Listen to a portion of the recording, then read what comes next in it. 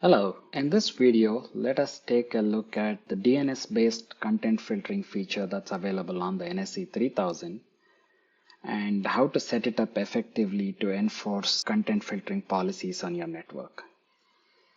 So before we get into the configuration aspects of this feature, let us look at what is DNS-based content filtering. Right? This is a mechanism of content filtering that uses the classification of domain names, right, in the DNS requests to allow or deny access to content on the internet. It is a very effective way to enforce content policies on your network, and it has several advantages when compared to other techniques of content filtering, such as SSL inspection, right? Unlike SSL inspection, DNS filtering does not need to do an SSL man in the middle, right? It does not need to look at your encrypted traffic and break the end-to-end trust that's offered by SSL. Then it does not, interfere with today's SSL techniques such as certificate transparency and certificate pinning. That's becoming more and more standard, and it breaks with SSL inspection. And it also does not reduce throughput for you, right? I mean, if you turn on SSL encryption, decryption, and encryption to inspect all traffic, it reduces your LAN-to-WAN throughput by 50 to 70% on most devices. So DNS-based content filtering does not suffer from any of these disadvantages, right? It's a very effective way of enforcing content filtering. So to set up the DNS-based content filtering, so you navigate to your NSE group, right, and then click on DNS. And once you've done that, you need to enable the built-in DNS server. This may be disabled. You need to enable this one because all the DNS requests now need to come to the NSE, and the NSE needs to be the only DNS server on your network. You also need to check this one that says block external DNS servers. So that means that if any of your devices are trying to contact any of the public DNS servers, let's say 8888 or 1111 or the DNSs given by your ISP, you are telling the NSE to block access to such DNS servers, right? And you could also say that, learn DNS servers from DHCP, right?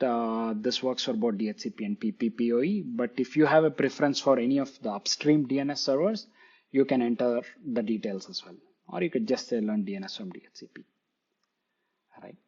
Then after this, you have an option to, add any local DNS entries, right? This comes in very handy if you have any applications running on your intranet and you want people to access them via their domain names. So you could just say add new, key in the domain and the IP address, so the LAN IP address of the server that's running that app, and that will work.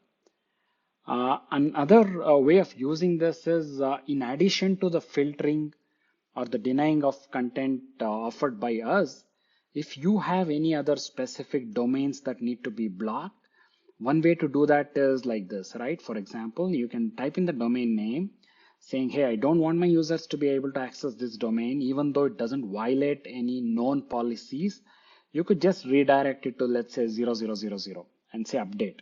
So when a user tries to access this domain name, they'll receive these all zeros, and at that point they can't access the website, right? So that's another way of blocking, content on your site as well, right? And you move on to the DNS filtering mode options that we provide, right? You need to enable filtering. There are a couple of other modes, right? Learning is if you are on a very low speed network and if you want the domain name classification to be cached, right? You learn and cache. So when you put it on to learning, the NSE listens to all the DNS requests that are happening. Then it goes to our cloud and gets the classification for each domain, and it caches it, right? It's sort of learning the browsing behavior of your site and caches all the classification of different domain names. For example, if it sees Google, it knows that it's a search, it comes under the search engine category, right? So stuff like that, right? You access a news site, it classifies under the news category, it stores all this. And after about a few days, you can put it to filtering, right? But this is only advised if you are on a low speed network. But today we're seeing that almost pretty much you can start all your sites with filtering, right? When you turn on filtering is when, based on your policy, the NSE takes a decision whether to allow or deny traffic. So the way to create a deny policy is to go to policy, right, and then say add new. All right, and in this case, let's take the example of a school. You might have different kinds of access based on who's trying to access, right? So let's say that we have two sets of users here, right? We have students and the teachers, right? So before we get to this and create a policy, it's always a good idea to use the NSE groups feature, right? If you go to groups and you can create user groups, right? So you can club a bunch of subnets and then give it a name, right? And this gets handy because then you can use this name against various firewall and DNS filtering policies. So for example, I've created two user groups here, right? One is students, and I've added the student subnets here. And then I have another one called for the teaching staff, and I have different subnets that are allocated to the teaching community. So let me get back to my DNS page, scroll back to policy. Let me add a policy. So let's say that I add a policy for students. So this is the DNS content filtering policy for students, right? I say it's a content filtering policy for students in this uni. All right, and then I may want to say what categories do I want to block. Definitely security, right? These contain things like malware sites, spyware and adware, spam, proxy avoidance. So you could say that, hey, block access to all these sites that come under security. And for students, you may also want to check the entire sensitive category. This has stuff like adult content and drugs and other stuff. So you can, sort of check this entire category. Right? Now let's say you have an exam going on and you may even want to block access to generative AI sites during the exam, so you could do that too. All right? So you sort of now decided on a content filtering policy for the students, and there's another option you see here, right? So this lets you offer safe search. So when students try to search something on, let's say, Google or YouTube or Instagram, they'll be automatically redirected to the safe search IP addresses, right, offered by each of these vendors, right? So for students, it's always nice to have a restricted safe search, and then we need to associate it with the students, right? So I go say apply to whom? Do I want this to apply to everybody or all users of my network, or only to a specific subset?